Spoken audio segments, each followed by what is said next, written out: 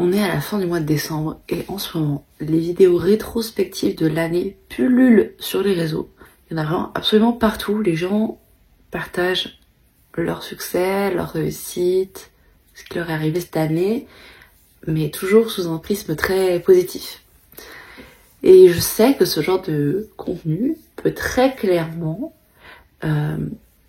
donner l'impression aux gens qui regardent que leur vie c'est de la merde.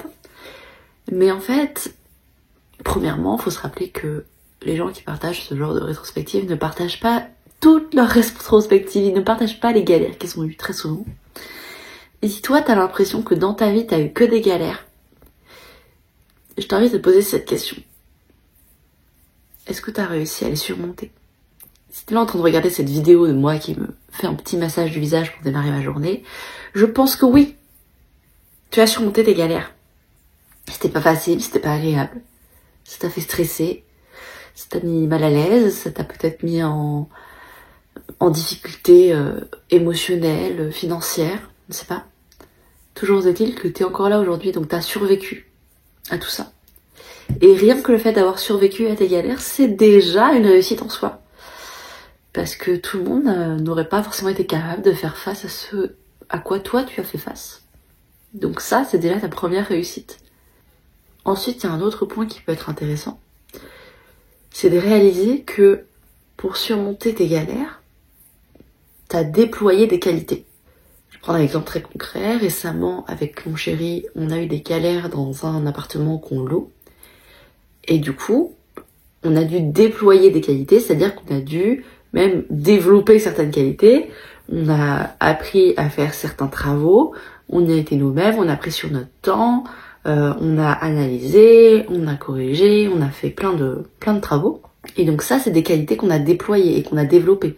Et qui, maintenant qu'elles sont là, maintenant qu'on a ce savoir-faire sur certaines tâches, et en tout cas l'analyse sur certaines choses, bah maintenant ça va être beaucoup plus simple. Si jamais une situation similaire se reproduit, on va pas paniquer au même niveau, et en plus de ça, on saura faire face. Donc c'est hyper intéressant déjà de se rendre compte de tout ça. Parce que chaque galère que tu rencontres te pousse à développer quelque chose. Même si c'est horrible, même si c'est inconfortable, tu as forcément appris quelque chose de la galère que tu as vécue. Et encore une fois, si t'as l'impression de n'avoir rien fait de bien, d'avoir développé aucune qualité, vraiment je t'invite à faire la liste de cette année, une rétrospective de tout ce que t'as vécu. Le bon, le pas bon, vraiment tout. Déjà, ça va te pousser à te rendre compte qu'il y a plus de bon que ce que tu crois. Parce qu'en fait, notre cerveau, il est calibré pour se rappeler que des trucs de merde, clairement. Alors qu'il y a plein de petits trucs positifs. Moi, vraiment, pour remédier à ça, je me fais un petit calendrier où je mets à chaque fois tous les trucs qui m'arrivent, je note un petit mot-clé, un truc pour m'en rappeler. Parce que très clairement, on a tous cette tendance-là à oublier les trucs positifs qui nous arrivent. Et puis on a toujours cette tendance aussi à vouloir que les trucs positifs, ce soient des trucs vraiment très impressionnants. Mais en fait, des fois, les trucs positifs, c'est juste, j'ai passé un bon moment avec une amie, j'ai pu discuter, j'ai fait une super balade ce jour-là, il faisait beau et ça m'a fait du bien. Et tout ça, ça fait partie des bons moments de ton année, en fait. Maintenant, si même après avoir analysé tout ce que tu avais vécu cette année, avoir été regardé dans ton album photo, avoir regardé dans ton agenda, avoir vraiment fait cet exercice, d'aller regarder tout ce à quoi tu avais survécu et d'avoir été chercher tous les petits trucs positifs de ton année, même si après ça, t'as encore l'impression que ton année, elle était pourrie, tu devrais vraiment te faire accompagner.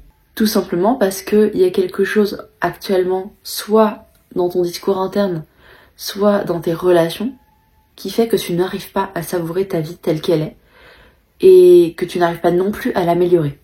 Ne pas apprécier sa vie, déjà, c'est dommage, mais en plus, ne pas réussir à l'améliorer, c'est encore une étape au-dessus.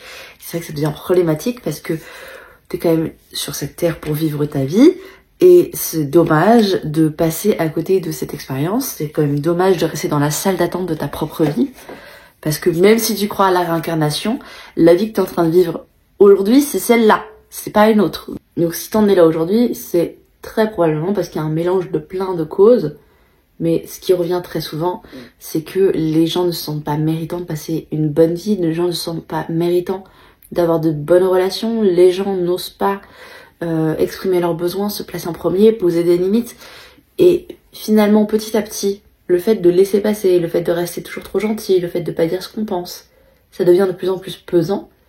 Et à la longue, les gens ont l'impression de passer à côté de leur vie, de regarder les autres vivre la leur, et se sentent mal parce qu'ils n'ont aucune expérience positive de leur vie. Donc pour finir, je dirais que si t'as envie que les choses elles changent, si t'en as marre de te sentir mal tous les ans, aux périodes des fêtes, d'appréhender cette période, t'en as marre de te sentir un peu jalouse des réussites des autres, t'en as marre de te dire que les autres réussissent et toi tu fais jamais rien de bien. Si vraiment t'en as marre de tout ça et que tu veux que ça change, la seule solution c'est de faire quelque chose que tu n'as peut-être jamais fait ou jamais fait avec un engagement similaire, c'est-à-dire travailler sur toi, de te faire accompagner pour que vraiment les choses changent en profondeur.